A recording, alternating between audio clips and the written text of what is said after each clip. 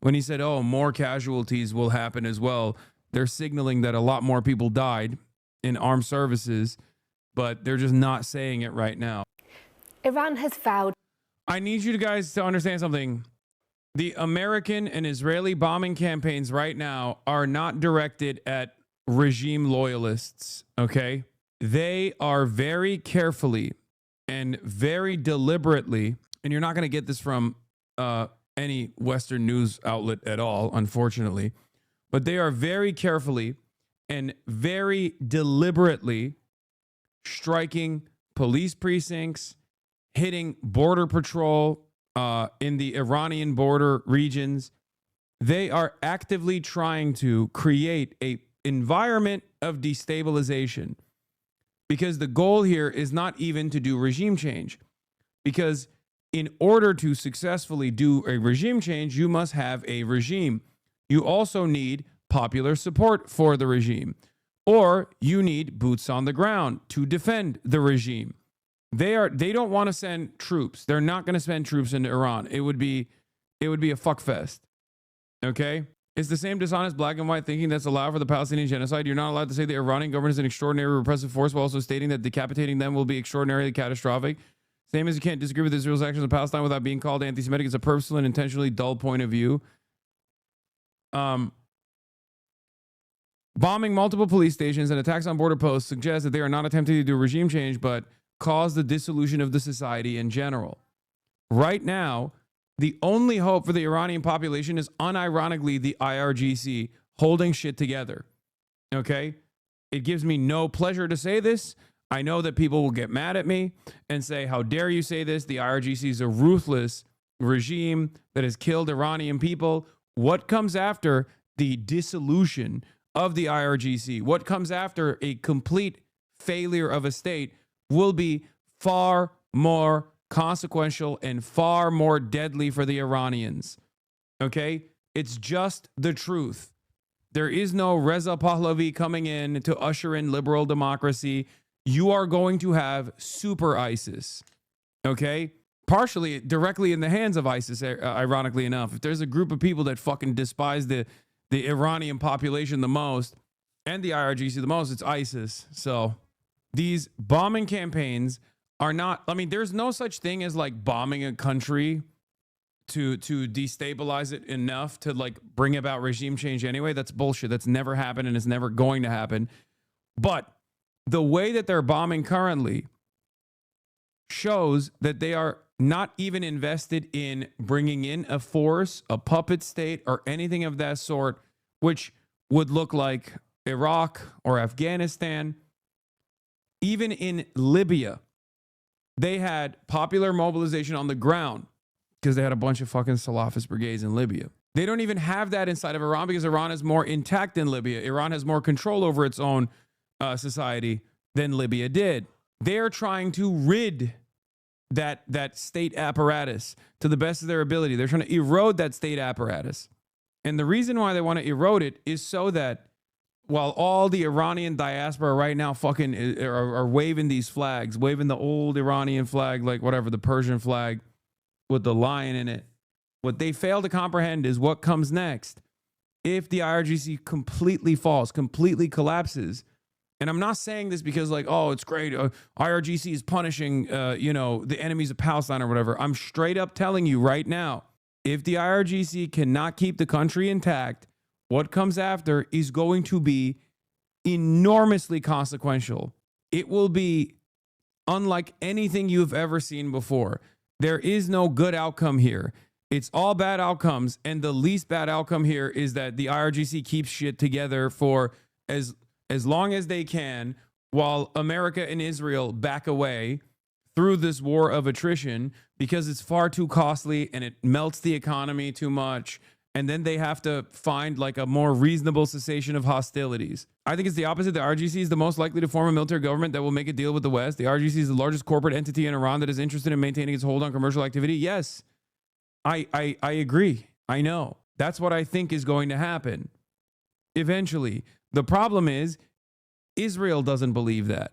Israel doesn't want that. Israel does not want the least bad of all of the worst outcomes here would be if there's a tit for tat, a back and forth, and then America goes, all right, enough to Israel. Enough. You gave us too much bad intelligence. You brought us into this. You told us a lie, and now my own people in the MAGA base are screaming at me because American military members are coming back in the American flag draped coffins. And I'm already at the historically low popularity that I've been at. You're fucking up the bag. Jamie Dimon is giving me phone calls being like, you got to put an end to this dumbass. And eventually they cut a deal with the IRGC to keep the government intact. And, they let like foreign capital flow into the country somehow. But Israel has to be kicked out of the equation. If Israel is still in the driver's seat, that will never happen. That is the least bad scenario. That is the least bad scenario. It's also not the most likely scenario. Let's be real. But if you think that there is going to be, salvation coming at the end with, Reza Pahlavi coming in with a fucking parachute and being able to like mobilize popular support for himself, you're fucking out of your mind. This man doesn't have a plan for anything. Anytime he opens his mouth, it becomes abundantly clear. He never discusses specificities, a concrete vision for how he intends to lead the transition. Absolutely clueless clown. He doesn't even want to do this. It's just like Israel. Literally. He doesn't even want to do it. He was fine having his wife get fucked by the fitness instructor and like living in Maryland or whatever the fuck. He is literally Israel's puppet. Revenge.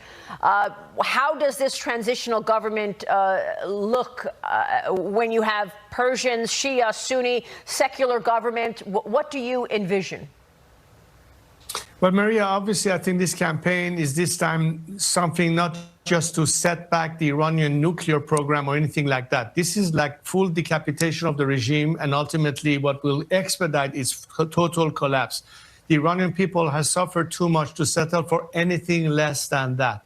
But as soon as the transition plan is put into gear, we want to make sure that we address the issue immediately, to make sure that we have the ability to have a stable process, to obviously lead to ultimately a democratic outcome so the Iranian people get to choose their future government and system.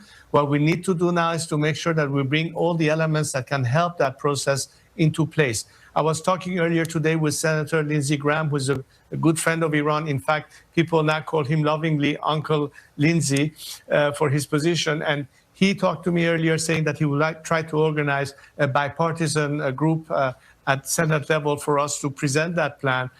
Both the administration and Congress will understand better what we have in mind and we'll get more into the details. You and I had talked about the IPP project, Iran Prosperity Project before, and the first 100-day, critically important of how we do that for the initial transition.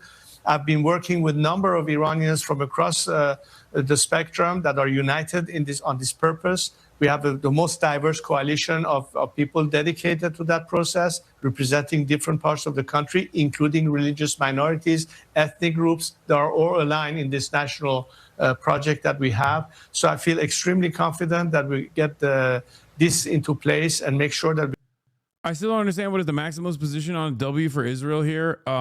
Completely collapse Iranian society as it stands. Death and destruction befalls Iran. Iran falls into sectarian and ethnic conflict. And there's no state that remains, and they'll deal with like the impacts of it as it comes along, because it will actually be consequential for Israel as well as it will be for every other country in the region, including Europe, including pretty much anywhere that refugees will go to. But Israel gets to do greater Israel without any fear or any scrutiny whatsoever. That's it. That's Israel's goal here. Israel's goal is to destroy the Iranian civil society, to destroy the Iranian state in and of itself, to collapse it completely. Lindsey Graham literally openly said it. Yes, Lindsey Graham literally said he does not care if clerics get to stay in power, diaspora and protesters in Iran who are naive enough to the nature of U.S. intervention are in for a rude awakening. No, but Lindsey Graham also said they don't care about what happens after. Lindsey Graham was asked straight up, is there hope for the Iranian population? He said, no. Because Lindsey Graham does not care about what happens to Iran. Okay? They just want to break it. They don't want to build it. What the American government has learned from both neocons and perhaps more consequentially, Barack Obama, with what he did in Libya, is that it's not the problem was the nation building aspect. You can just go in and break shit and then say, sorry, it's your fault. You deal with it and fuck right off. It's when you stay behind for 20 plus years. That is the problem. He literally said, Lindsey Graham said, not our problem when asked what's going to happen. What's going to happen to Iran? They're dropping bombs over Tehran right now. Yes, they've been going crazy mode. They've been doing carpet bombing on Tehran tonight. And I guess they haven't stopped doing it, which is crazy because they told people to go out and fucking protest. As I told you yesterday, they're slowly but surely going to increase the dial of cruelty. Okay? They're slowly but surely going to increase the dial of cruelty. They're going to go in and they're going to kick it up a notch over and over again. This is not because they want to fucking blow up like missile launchers or whatever. No. Once they realized that there is not going to be any sort of like popular rebellion in the country, they're saying, all right, fuck it. It's the nuclear option. They are going to try to turn Tehran into Gaza. They are currently directly bombing the family members of the motherfuckers who were cheering this bombing campaign on here in the United States of America. It was eventually going to get there. It was always going to get there because there's no principled approach here. The goal here was never to actually stabilize Iran. If they wanted to deal with a stable Iran, a sovereign Iran, well, Barack Obama tried that. And we saw exactly how Israel reacted to that. Do you understand why when people come to me and they say, well, what about the Iranian government? What about the Iranian government? Look. Neocons learned the lesson from Obama's Libya intervention, that it's actually far better. There were numerous techniques of intervention that was implemented. You got Syria on the one hand, again, costly, too sophisticated, too difficult to pull off. You got Libya, which was less costly, and they were in and out, boom, boom, boom. Not a single asset was harmed in the process. They did some bombing campaigns, and they did a no-flight zone over Libyan air, and they fucked off. And look at Libya now, a country that's basically sliced in half with open-air prisons and shit. Holy shit!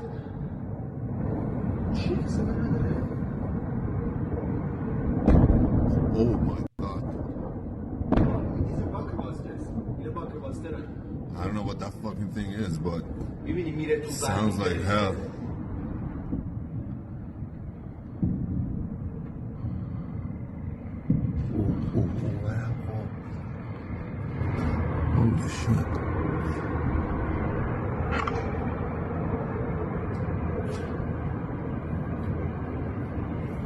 Holy shit. Is there no oil in Iran, or was this just to topple a regime? No, oil is the benefits. Holy shit! Look at this shit, dude.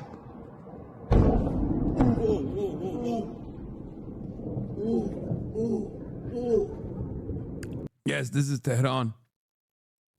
Of course it's Tehran. There's no fucking, there's no defense systems. Do you think Russia would get directly involved supporting Iran? Europe is going full Nazi if the Iranian state collapses. They already are crazy about Syrian refugees. Imagine what will happen when 30 million Iranians will try to flee. Yeah, all of the diasporas are going to learn a very different lesson about how the fucking European Nazis feel about their presence and their existence on European soil, for the record. That's the other side of the story. But people never learn. People never fucking learn. I don't know. Yeah, this bizarre statement can probably be taken as a hint that more casualties have already been incurred that have not been disclosed yet, and whose announcement will be staggered over time to avoid generating immediate domestic pressure to end the operation. And I agree with that too. 100% that's what's going on. That's why when he said, oh, more casualties will happen as well, they're signaling that a lot more people died in armed services, but they're just not saying it right now. Because if they found out that like 500 soldiers fucking died yesterday, the American public would be up in arms. I'm not saying the number is 500, by the way. I'm just saying if it's something much higher than, 3. Hey, if you like this video, please subscribe and hit that bell so you don't miss out on any future videos.